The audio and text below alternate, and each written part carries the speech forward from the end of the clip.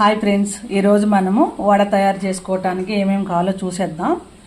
మినపగుళ్ళు, శనగపప్పు, ఉలవలు, సోయాబీన్స్, అలసందులు, బొబ్బర్లు ఇవి 6 రకాలు కలుపుకొని నానబెట్టుకోవాలి.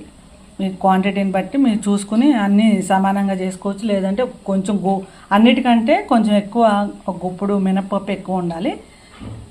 ఇవి మనం ఒక 10 అవర్స్ నానబెట్టుకోవాలి. నైట్ అంతా నానబెట్టుకుని మార్నింగ్ చేసుకోవచ్చు, లేదా మార్నింగ్ నానబెట్టుకుని ఈవినింగ్ చేసుకోవచ్చు. చూసారుగా ఇవన్నీ కావాల్సినవన్నీ.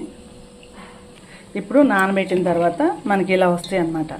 బాగా మెత్తగా నానిపోయి వాటిని మనం కడిగేసుకుంటే ఇలా ఉంటాయి. ఇప్పుడు మనం కొంచెం ఉప్పు వేసుకొని సరిపడా మనం మిక్సీ వేసేసుకుందాం.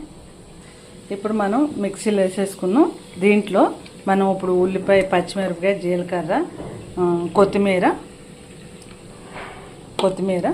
ఇప్పుడు ఇవన్నీ రెడీగా ఉన్నాయి, కలిపేసుకుందాం.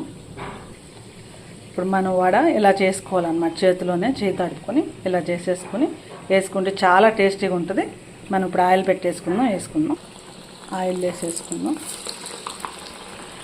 కొంచెం వేగాక అటు ఇటు తిప్పేసుకుంటే ఒక స్లో ఫ్లేమ్లో పెట్టుకొని మనము వేయించుకోవాలి. గుమ్మగుమ్మలు ఆడుతూ మంచి స్మెల్ వస్తుందండి ఆయిల్ వేయగానే.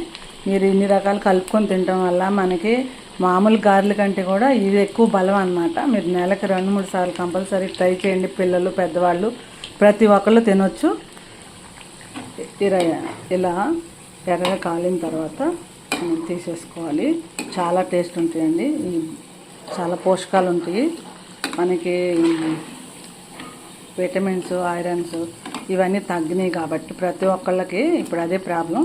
మీరు తప్పకుండా ఇలా ట్రై చేయండి. హెల్త్కి చాలా మంచిది, టేస్ట్కి కూడా చాలా మంచిది. టేస్ట్ అయితే అదిరిపోతుందండి. మీరు ఒకసారి ట్రై చేయండి. మీరు ఎలా ట్రై చేసి ఎలా ఉందో నాకు కామెంట్ చేయండి. వడ తయారైపోయింది చూడండి.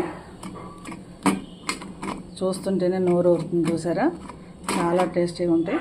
క్రిస్పీగాను వేడి టమాటా చట్నీ కానీ అల్లం చట్నీ కానీ వేసుకుంటే అదిరిపోతుందండి. తప్పకుండా ట్రై చేయండి. ఈ వీడియో నచ్చితే లైక్ చేయండి. Thank you.